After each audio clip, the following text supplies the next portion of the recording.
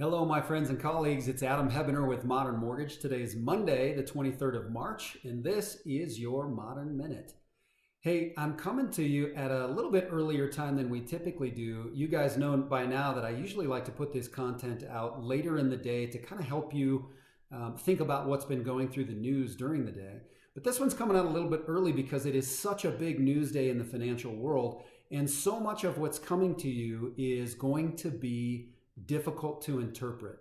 Now listen, if I serve you well, my role is really not to be reporting to you here. Most of you should be getting great information from all kinds of different sources.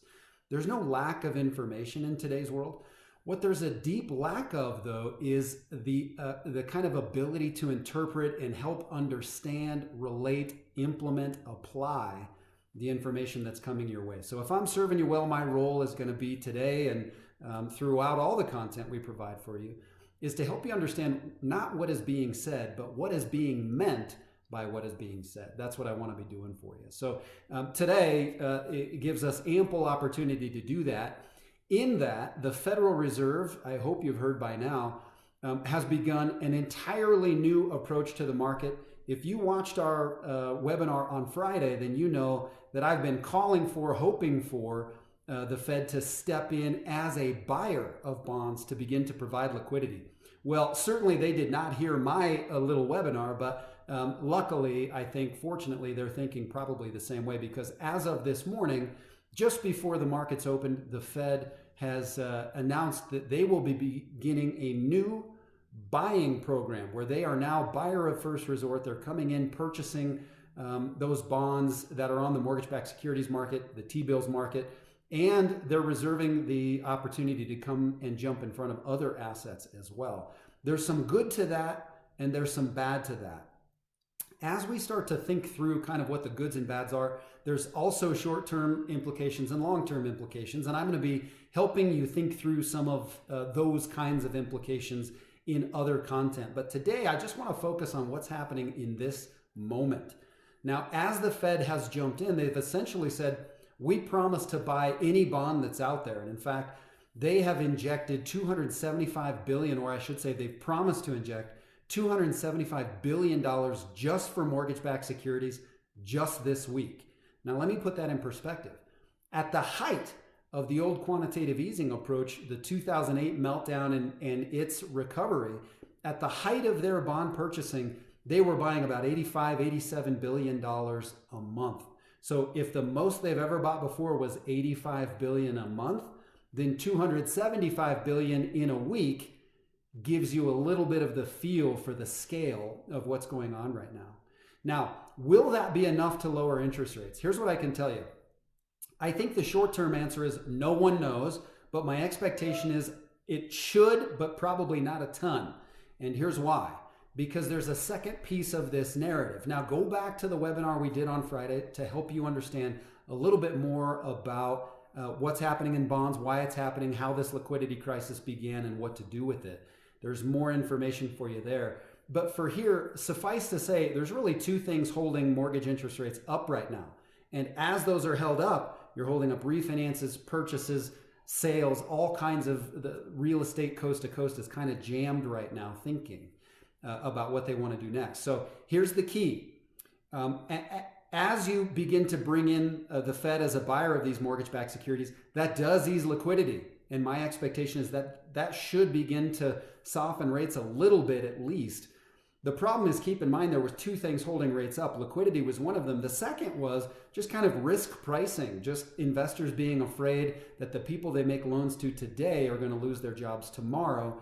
And so how do you price a loan when you don't know how many of your loans are going to go bad?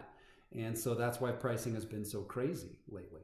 So this is good news, but at least for the short term. But what you have to be paying attention to is the narrative that's going to be coming out of the coming stimulus package. You don't need to worry about what the numbers are and where it's going, all that kind of stuff. None of that matters. All you need to watch for is how do people feel about what the stimulus implies for two things in their lives. They're going to be asking two questions. Do I get to keep my house? Do I get to keep my job?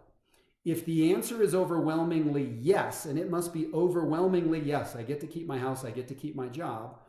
If those two things are overwhelmingly yes, then you can expect that rates are going to come down pretty quickly. And in fact, everybody's going to probably take advantage of those rates, and real estate will move forward in kind of fits and starts over the next year.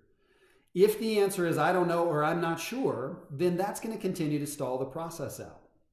Either way, you don't need to be able to see the future. It doesn't really matter. And that's the good news. You know that you're making good decisions and using good information if your outcome prepares you for whatever is coming. Either way, you need to be thinking about the same message I'm going to keep hammering. All buyers, every seller, every agent, every business owner, every family right now needs to be thinking about one thing and one thing only, and that is their own personal reserves, your own personal savings account. So if you take all of your payments and everything you spend on a monthly basis, you multiply by 6, if you have at least that much sitting in a savings account, then you're good. Congratulations, go through this. It's going to have some ups and some downs, but you're going to make it. On the other hand, if you add all those things up and you don't have 6, you need to take cash out of your house right now and get 6. Now, we had a bunch of people call us last week on this message and say, hey, I got quoted rates that were in the high 5s and low 5s and things were crazy. Why are our rates so much different? It's that our rates are not that much different, but what we do have is a knack for pricing on the seams. And in every market, there's always something that can be purchased, something that's more attractive to the bond market than another product, and you can find big reductions in interest rates. For instance, we had some folks looking at rates in the low 5s. We were able to get them into the high 3s for doing the same thing with just some tweaks. So I'm not going to share with you. That's a little bit of a secret about how we do those things, but give us a call. We want to walk you through that process. If we can help you, we will. If we can't, certainly we'll continue to give you the best advice we can give you to help you be making good decisions. That's what we want to be doing for you now. So keep watching for this content. We're going to keep informing you about what's happening in the Fed, the news, how to think about it, how to apply it, and make sure that you're thinking about nothing but reserves. Reserves will protect you no matter what comes in this environment and position you to actually have some optimism and to grow. So looking forward to that for you, excited for what's coming in terms of our ability to at least share information. And if there's more we can do, please don't hesitate. If you have a question, something we can address, my team and I want to continue to serve you well. So thanks, and be well. Take good care of each other. We'll talk soon. Have a good day. Bye-bye.